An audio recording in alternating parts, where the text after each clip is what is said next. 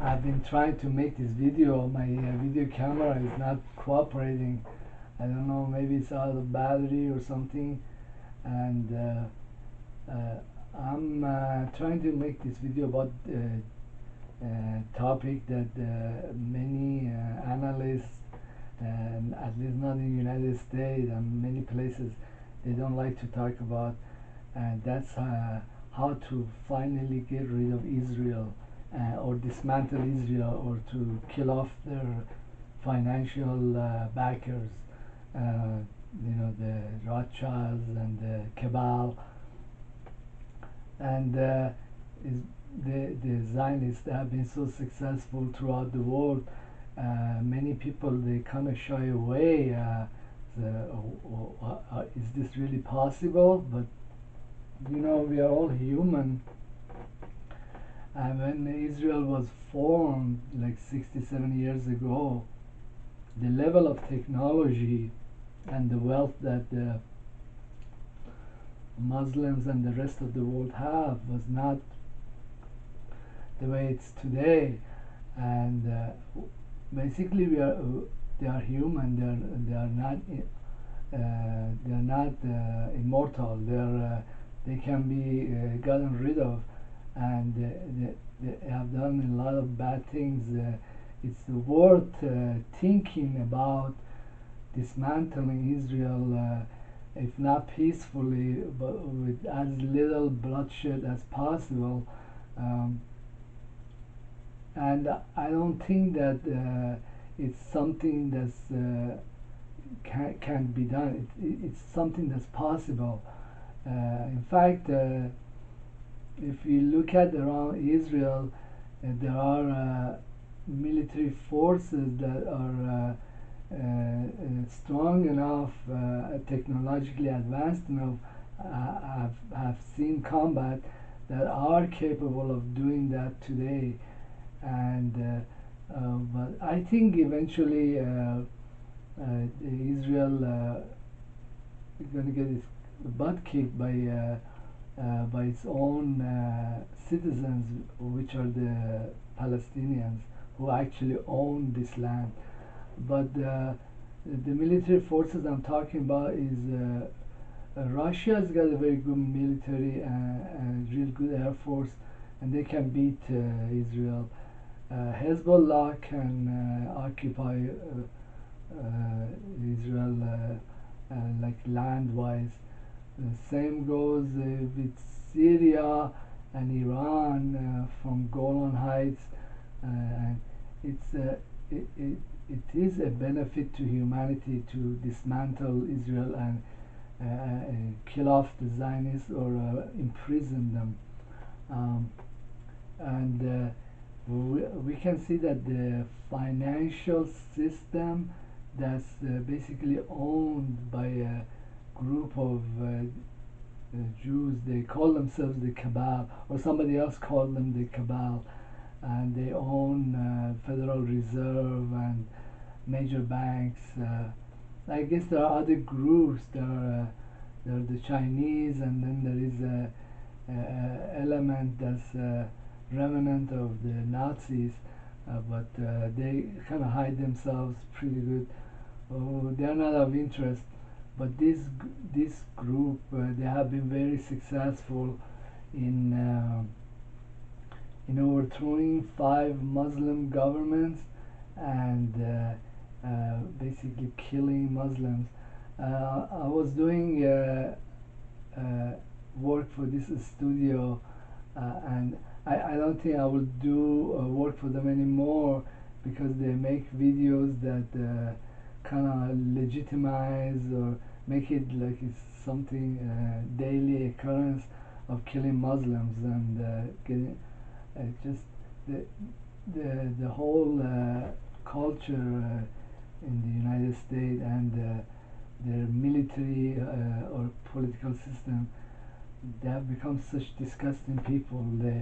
It's just to them it's a matter of like a 6-month plan to go into Iraq or Afghanistan and kill off 1 million people.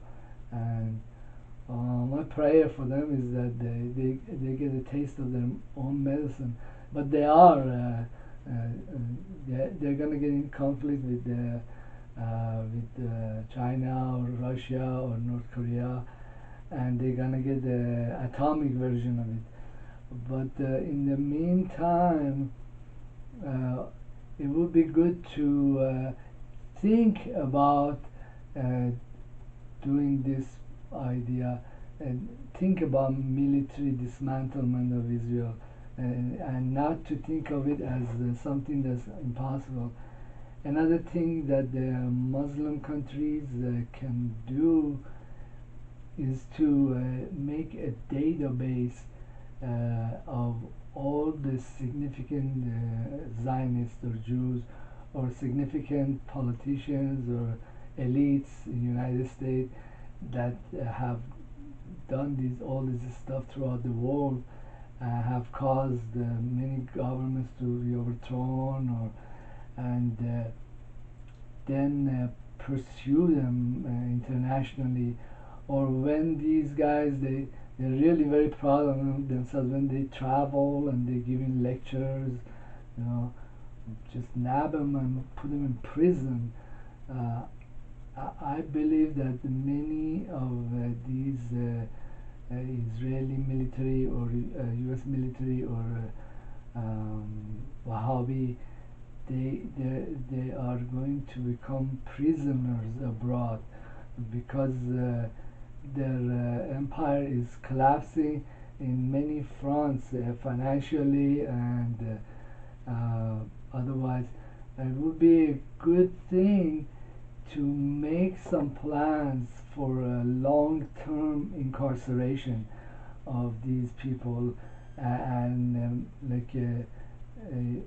first of all legally justify these things in the international court, or through agreements between many countries, and then when it happens, when the collapse comes in, and afterwards to formally apprehend and charge them, and then to keep them incarcerated so they don't come out and do.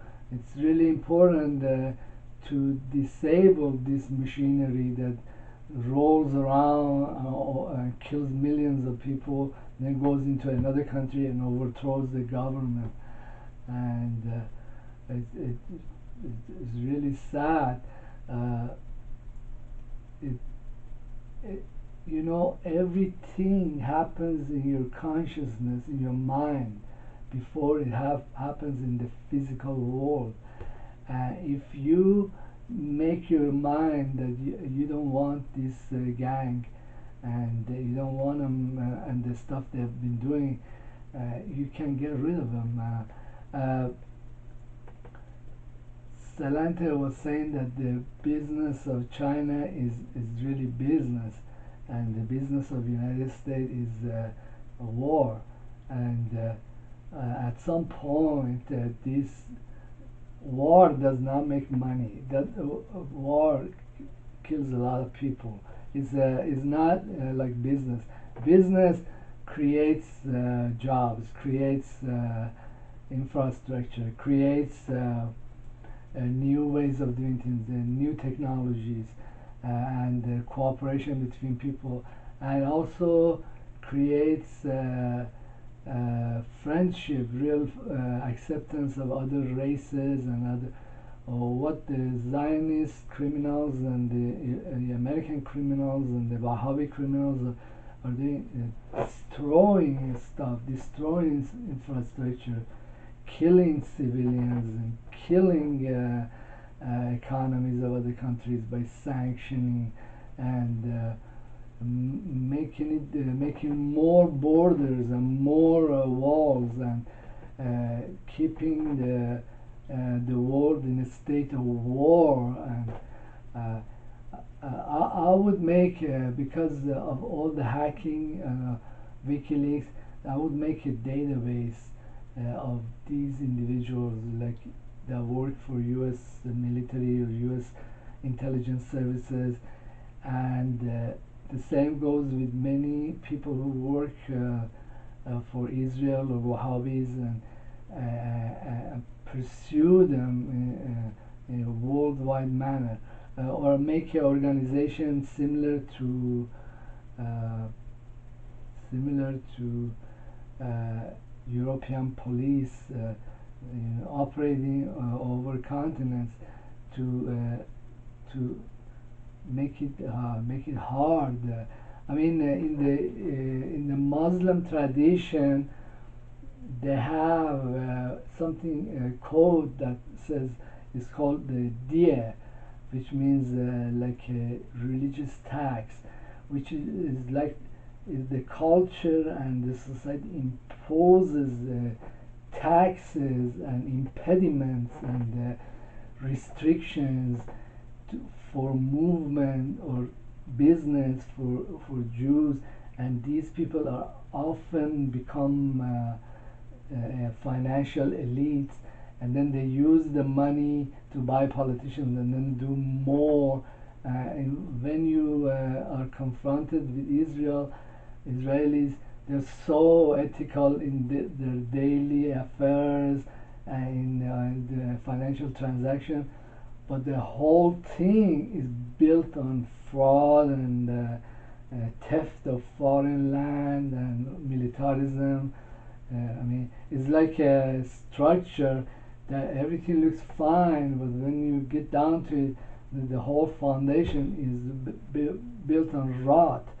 Uh, uh, there is a saying in Muslim circles says that if one atom of hydrogen changed its relationship with the cosmos, with the universe, all of the universe will change. And if the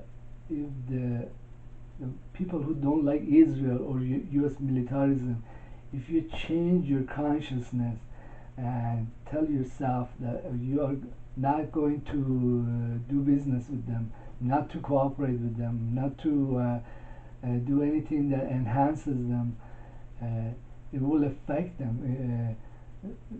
Sanctions and boycotts, they do work, and these people, they do react to it. And also another thing would be to verbalize your opposition to wars that Israel finances or brings about, or the United States, constantly verbalize and tell them in their faces, hey, I don't agree with this stuff that you're doing. You're committing a crime. That, in fact, the technology has allowed many forms of money, many forms of communication that is unneedy or goes beyond the grasp of these governments or these criminal organizations.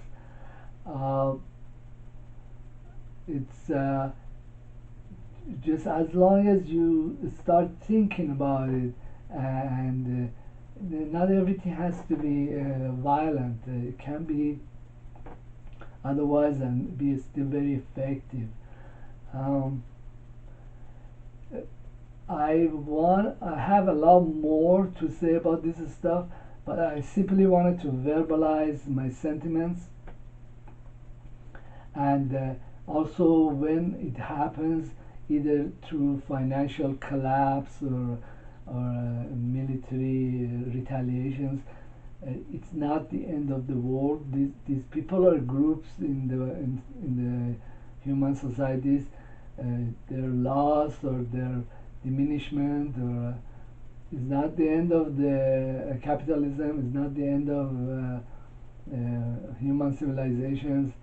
They're just simply a group that does not have a political or financial or military supremacy anymore. Okay. Thank you for being in my YouTube channel. Please subscribe.